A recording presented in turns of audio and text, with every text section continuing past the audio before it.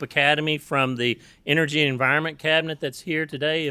If you're with that group, if you could stand up, they're here learning about state government, and we want to welcome you out to our committee. Thank you so much. Thank you for being here.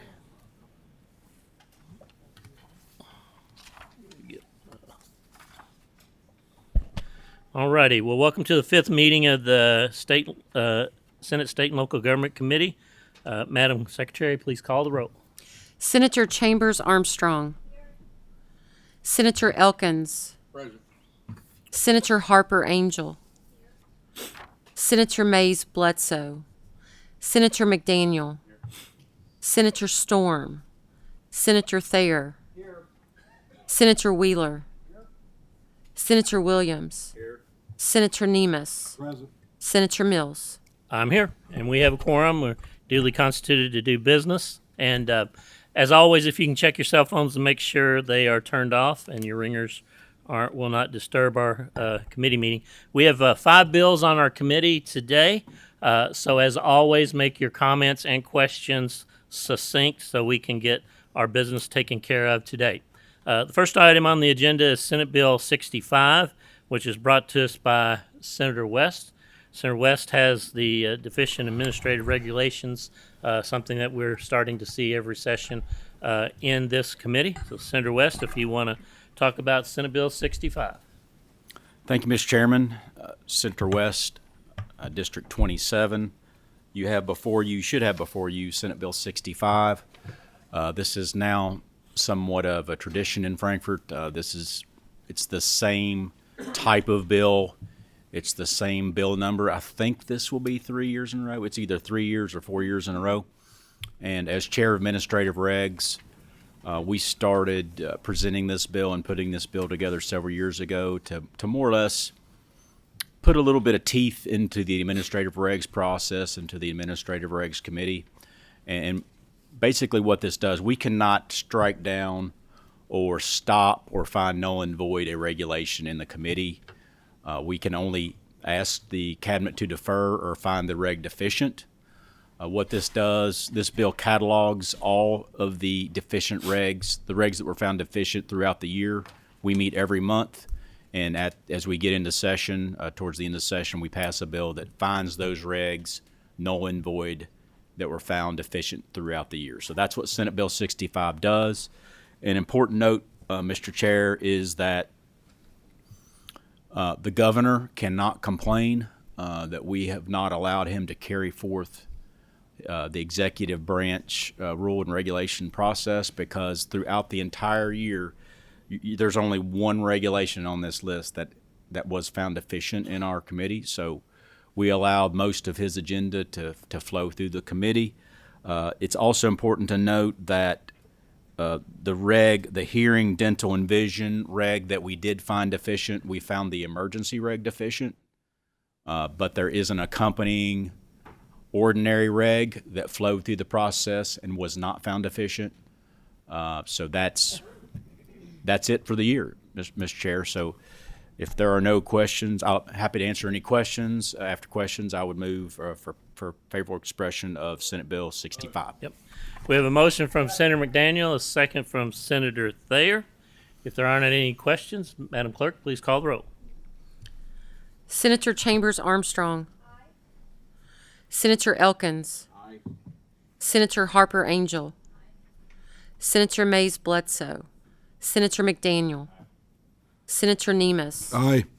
Senator Storm. Senator Thayer. Aye. Senator Wheeler. Aye. Senator Williams. Aye. Senator Mills.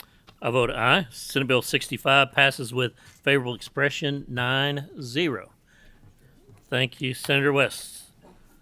Next item on our agenda is Senate Bill 126, which is Senator McDaniel's bill. As he makes his way down to the podium. Senator McDaniel, the floor is yours. Thank you, This is Mr. a Chairman. constitutional amendment. Chris McDaniel, State Senator, 23rd District. Very simply, what Senate Bill 126 does is addresses what I believe to be a deficiency in the current Constitution. About 2 weeks ago, the Commonwealth judged a pretty substantial bullet when convicted rapist and murderer Gregory Wilson was denied parole by the state's parole board. However, he should have never been eligible for parole in the first place, as he was given a sentence of death by a jury of his peers, as found by a judge. Unfortunately, at the end of the previous administration, Governor Matt Bevin issued a pardon to him, which made him then eligible for parole. I could go into the list of other folks who were pardoned at that point in time, but this committee has heard testimony on this before, and I will not do so. All I will say very simply is that Senate Bill 126 puts on the ballot in front of the voters of the Commonwealth the idea that a governor would not be able to issue pardons 30 days prior to a gubernatorial election until the time of a swearing in. This, in essence, is a 2-month period out of every 4 years when a governor could not issue pardons. I think that it is imperative to the foundational issues of justice in the Commonwealth that one individual not be able to short-circuit the entirety of a justice system, from the frontline police officer who makes an arrest to the Supreme Court of the land, who in a sentence of the condemned to death is the final adjudicator. That power should not rest in one person who will never again stand accountable in front of the voters, and that's why I put forward Senate Bill 126. We have a motion from Senator Wheeler, a second from Senator Elkins. If there aren't any questions or comments, Madam Clerk, please call the roll. Senator Chambers Armstrong. May I explain my past vote, Mr. Chairman? Yes, you may. I believe I agree with the senator. What Matt Bevin did was abhorrent, and I was truly moved by the speech that the sponsor gave on the floor the other day. The constitutional lawyer in me wants to talk to more stakeholders, both about the practical implications as well as the theoretical implications for the separation of powers. So I'm passing today to give myself the opportunity to engage with more stakeholders, but I'm truly grateful to the sponsor for the intent behind this bill. Thank you. Senator Elkins. May I explain my vote, Mr. Chairman? Yes, you may. I vote aye.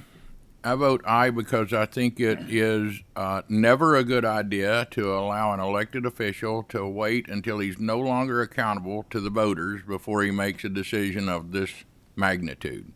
So with that, I vote aye, Mr. Chairman. Thank you. Senator Harper Angel. Senator Mays Bledsoe. Senator McDaniel. Aye. Senator Nemes. Aye. Senator Storm. Senator Thayer. Senator Wheeler. Aye. Senator Williams. Aye. Senator Mills. I vote aye.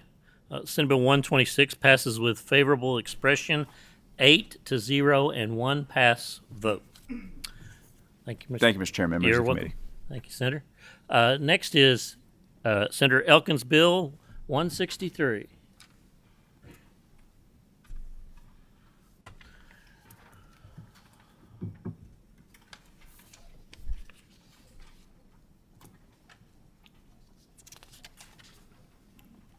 Senator Elkins, the floor is yours. Thank you, Mr. Chair. I'm Greg Elkins, State Senator for the 28th District. I am here to present Senate Bill 163. It is a bill that would amend KRS 72.450. It allows the counties or the coroner to choose the option of cremation rather than burial when it comes to indigents.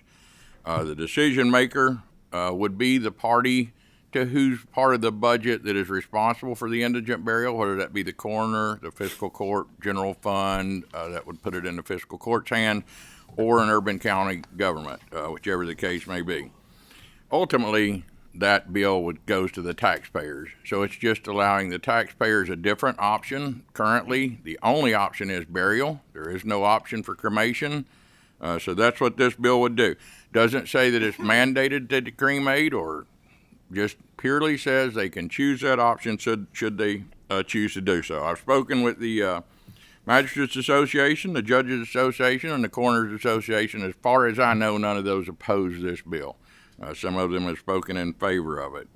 The indigent burial in our counties is becoming a greater and greater problem as we continue on. In 2016, when I first became a magistrate, I think we did 2 indigent burials in our county. Last year, think that it was more than, or it was 12 last year in our county. We have a motion from Senator McDaniel, second from Senator Nemus. If there are not any other questions, Madam Clerk, please call the roll. Senator Chambers Armstrong. Senator Elkins. Aye. Senator Harper Angel. Senator Mays Bledsoe. Senator McDaniel. Senator Nemus. Aye. Senator Storm. Senator Thayer. Senator Wheeler. Aye. Senator Williams. Senator Mills. I vote aye. Senate Bill 163 passes with favorable expression, 9-0. Thank you, Mr. Chair. Thank You're you, welcome, committee. Senator Elkins. Next is a bill that I am carrying, so I'm going to switch gears here, and Senator Nemus is going to chair our meeting. Grab my notes and we'll do a little dance up here.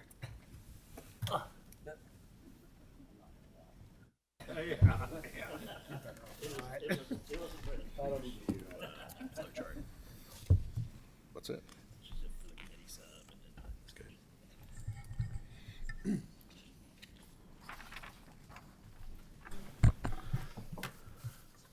Senator Mills. Thank you, Mr. Chairman. This is Senate Bill 162, and it has a committee sub. So,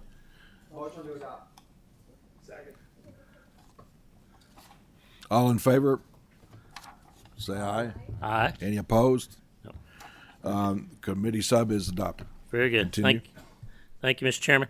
As you all know, there has been a substantial uptick in vehicle crime, carjacking, and car accidents across the nation and the Commonwealth.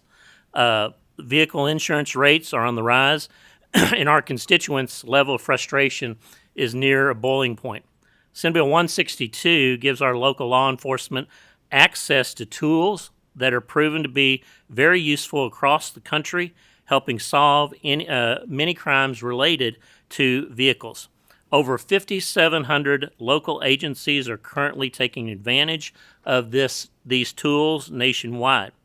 This bill would allow our local law enforcement agencies, if they choose, to enter into a contractual agreement with a vendor to share their crash data in exchange for unlimited use for all of their officers of a cutting-edge investigatory suite of tools at no cost to the agency.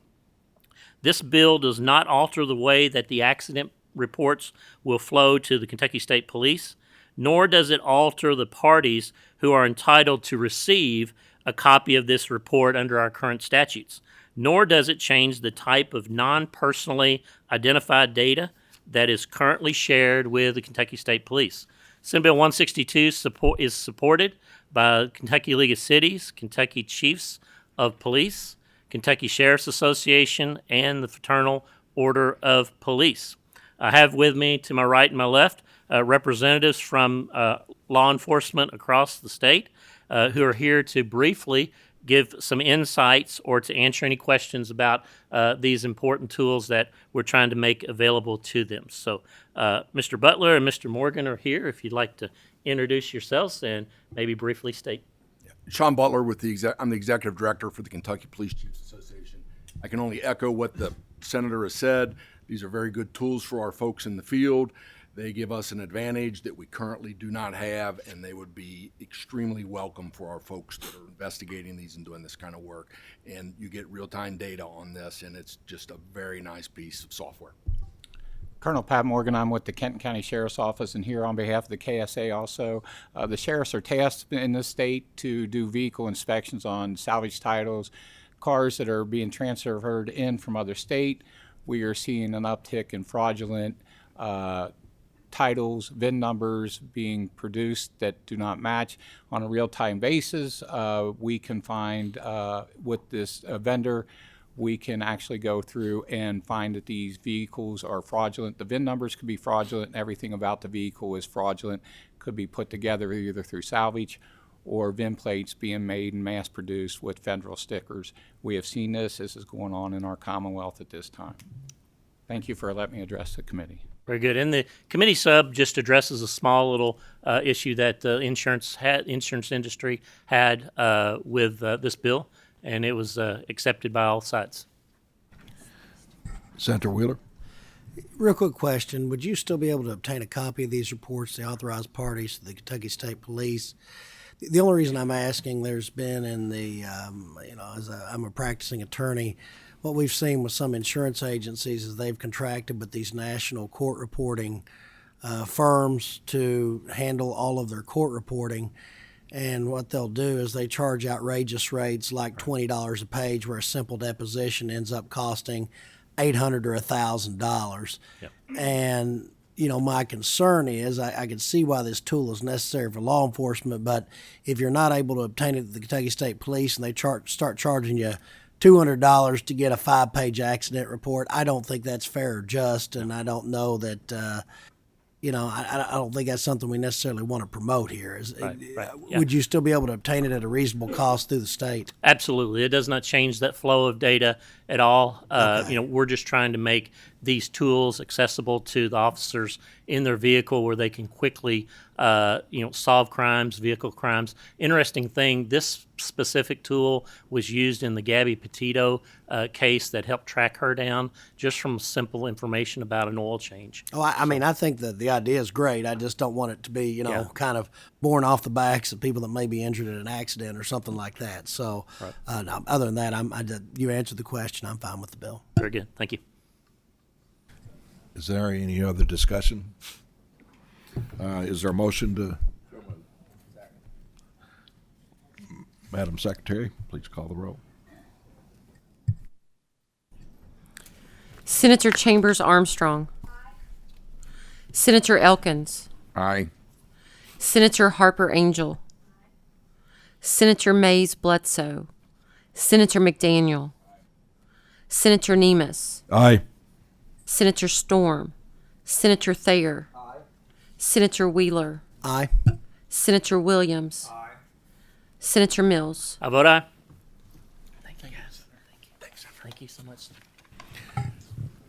Congratulations. We have one more bill.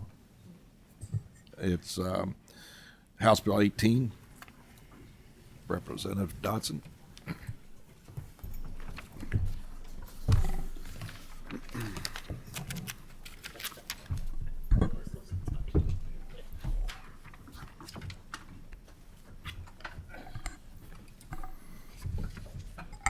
Nobody can say state government's not efficient. Well, I think our room's gotten smaller here than the last.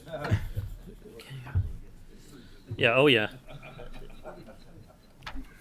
Senator Williams, out of order.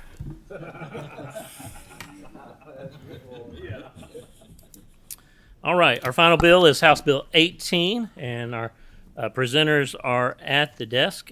We do have a committee sub on this bill. Is there a motion on the committee sub? Motion to approve the committee sub by Senator Wheeler. Is there a second? We have a second from Senator Nemus. All in favor of adopting the committee sub, please say aye. Aye. Any opposed? The committee sub is adopted. Gentlemen, we have at the table Representative Ryan Dotson and Senator Steve West and another guest. The floor is yours. Thank you, Mr. Chairman, members of this committee. I'm Representative Ryan Dotson, which I represent the 73rd District, which is all of Clark County and the southeast portion of Fayette County. And I'll go ahead and let my guests introduce themselves as well. Senator West, 27th District. J.D. Carey, Director of the Apartment Association of Kentucky. Thank you, gentlemen. Today I bring before this committee a piece of legislation that stops the blatant government overreach that is currently taking place in Jefferson County and now being considered in Fayette. As a matter of fact, it's on the table for vote tomorrow evening. This overreach of local government is forcing individual property owners to take Section 8 vouchers and any other government program that may be available.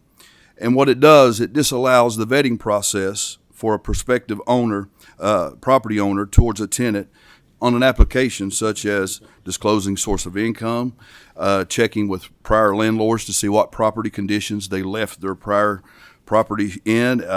It deems necessary to determine if someone qualifies for that particular property. And so we as a body need to ensure that property owners have their rights. It is a basic tenet of capitalism. And I've always been a strong proponent of local control, but this is not a local control issue. This is a property rights issue. And I want to thank Senator West for his work alongside of me with this particular bill, because he represents part of Fayette County as well. And I'm going to let him speak to the committee sub. Thank you, Representative Dotson. Thank you, members of the committee. What you have before you is PSS 1 committee sub to House Bill 18. All this sub is a blending of two bills, House Bill 18 and Senate Bill 25. I'm not going to go too much in depth on Senate Bill 25. It's already been before this committee and passed out. I'm just going to go into a few of the differences between the two. So it's a real short bill. It's 2 pages. First part of it deals with federal assistance programs. The city ordinance, by city ordinance, you cannot mandate a landlord accept federal housing assistance programs. This is a tweak or change from my version in SB 25. I limited my version to just Section 8 housing programs. Representative Dotson's bill was a little bit more expansive, where it talks about a federal housing assistance program. So it's a little bit more expansive there in that section. Section 2 deals with emergency response to calls at tenants' dwellings. The key provision of that is line 26, where it says, no local government, special district, or other provider of any emergency response service shall submit any demand for payment to require an owner of property occupied by an individual other than the owner to pay any emergency response fee that arises out of the actions of another over which the owner has no control.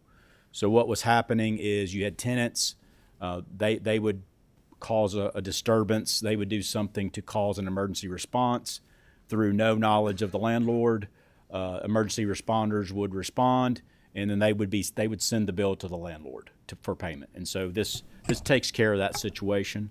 And then Section 3 in the bill is the same exact language that I had in SB 25 as it pertains to evictions and landlord-tenant, which has already been discussed in this committee. So that's a brief overview of House Bill 18 with committee. Senator Thayer has a question. Thank you, Mr. Chairman. Well, even though today is Valentine's Day, it feels like Groundhog Day, because we just did Senator West's version of this bill a few weeks ago. So we are well versed on it, and as someone who represents a part of Fayette County, also I've been hearing about this topic like you have since last summer, and I think it's important that you both have brought it. I would like to note for the record that there has been an agreement worked forward to pass the House version of the bill. So, yes.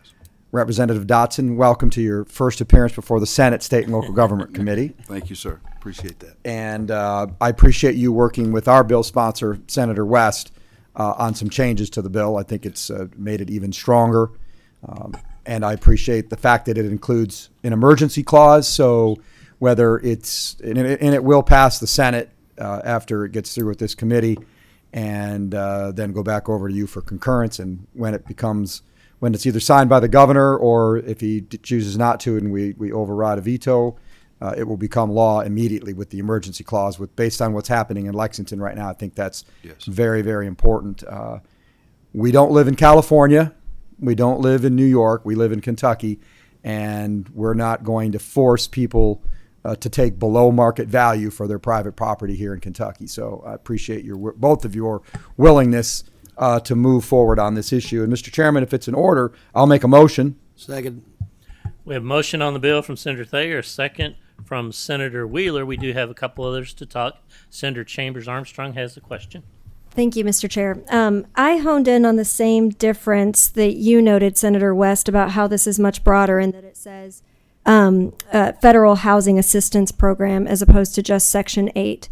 Does that mean that this impacts our vouchers for our veterans as well on your reading? So, yes, it could technically. Once again, getting back to the genesis of this, any landlord can accept these voucher programs. The only difference is it's not mandatory. It's status quo. So as of right now, no one is forced to accept, any federal programs. With the ordinances occurring in Louisville and Lexington, that would change the landscape, and that would, and this is, as we discussed in the prior committee meeting, this is preemptive. We are, in Louisville, it's not preemptive, but in Lexington, we see this coming, and it's an effort to preempt what we feel is an attack on property rights. May I have a very brief follow-up, Mr. Chair? Yes, you may. Thank you for the answer. You and I disagree on the framing of this issue. What you're characterizing as forcing people to take vouchers or assistance programs. I would say that the Louisville law merely prohibits discrimination based on someone having that as their source of income. And so I promise I'm not going to repeat everything I've said in committee before. I think everyone knows where I stand on this, but I do appreciate your answer, and thank you, Mr. Chairman. You're very welcome. Mr. J.D. Carey is at the table, and if you'd like to have a couple minutes, sir. Thank you, committee. The Apartment Association of Kentucky supports voluntary participation in the Section 8 Choice Voucher Program and other voucher programs. We're opposed to any mandated participation. The Section 8 Housing Choice Voucher Program was designed to be voluntary. At the program's inception, Congress explicitly made participation voluntary because of the regulatory burdens associated with the program. The source of income laws that mandate private housing providers' participation in government housing voucher programs can cause financial and operational challenges for apartment owners and operators. The burdensome regulation and lengthy leasing processes are not practical for many rental properties. The housing voucher program can entail many regulations not found in the standard leasing transaction. The time and cost associated with the inspection process, the inconsistency and unpredictability of the outcome of the inspection process, lengthy approval process. Landlord may have to delay a move-in date, meaning a whole month's rent could be lost. Lack of support and accountability from the PHA, possible delays in rental payments. And I do want you to understand that many of our Kentucky landlords fall into the mom and pops category. And for small landlords, their most common indicator for economic viability was simply whether they had money left in their account after they paid their mortgage. So rather than mandating housing providers to participate in housing voucher programs, we think legislative focus should be on sustainable solutions to reduce housing insecurity and provide critical support to households in need. And that could be from establishing local rental assistance programs, provide property tax incentives for providers of affordable housing, reduce land use and zoning laws like minimum lot sizes or maximum density regulations which serve as barriers to affordable housing development, to eliminate difficult permitting and zoning requirements and other barriers to construction. This would increase the supply of rental housing and bring down rents for cost-burdened renters. Thank you. Very good. We have three people that have complied with the rules of the committee here, and I'm going to give them a couple minutes to speak. George Eklund, I think you were here before. If you could come forward and state your comments, if you don't mind, and make them quickly. Try not to repeat. As we said, you've been before our committee on this issue before, but thank you for being here. Thank you, Mr. Chairman. So my name is George Eklund. I work for the Coalition for the Homeless in Louisville, Kentucky. I've spoken before. I'm not going to repeat myself. I brought up a colleague of mine, Teresa Richardson. She works for the Family Health Centers, Phoenix. And really, honestly, it is, you all know where we stand. We feel that the source of income protection in Louisville worked for us. It helped eliminate barriers. And, you know, I appreciate the conversation that I've had with Senator West. I always appreciate conversations I have with Mr. Carey about how do we get more people into housing. Like, that is a worthwhile conversation. I hope that we have time in the interim to look at House Concurrent Resolution 68, which looks at the entire continuum of housing. Right now, we struggle to get people into housing who are homeless because of barriers that people throw up. Around credit scores, around deposits, around application fees. And just to give some context, I brought Teresa here to just fill in a little bit of how homeless services work to get people into housing. Okay. Hi, I'm Teresa, and I work for Phoenix Health, Family Health Centers, and I'm a housing navigator, and I help. Can you hear me? I'm a housing navigator, and I help low-income clients find housing, whether it's self-pay, voucher, and what I do is help them navigate problems like barriers, expensive deposits, expensive application fees, transportation to all these different apartments if they don't have car, background checks and credit checks. Unfortunately, there are not enough vouchers to serve our homeless population, and we work diligently to apply for apartments and with these vouchers, and they have a limited amount of time, 120 days.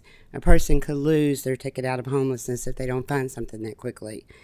5 years ago, a landlord could deny a qualified person housing simply because they had a housing voucher. Our source of income ordinance removed that barrier and led to more housing options for homeless clients. We cannot require a landlord to lower the rents or charge or change their screening process. Our ordinance only says prevents discrimination based on where your income comes from. And Teresa is one of many people that work day and night to try and get people into housing, and it's God's work. It is hard work. I don't know how people do it, and so we need to talk about how do we eliminate those barriers to get people in off the street faster. So I appreciate everybody's time today, and I look forward to continuing conversations about housing. Thank y'all for your comments. And finally, Andrew Bates, if you are here, would you like? Okay, Andrew, just a couple of minutes if you can introduce yourselves and tell us the organization you're with. Thank you, Mr. Chair. My name is Andrew Bates. Check your mic and make sure it's on. There you go. Thank you, Mr. Chair. My name is Andrew Bates. I represent FAHI, the Federation of Appalachian Housing Enterprises.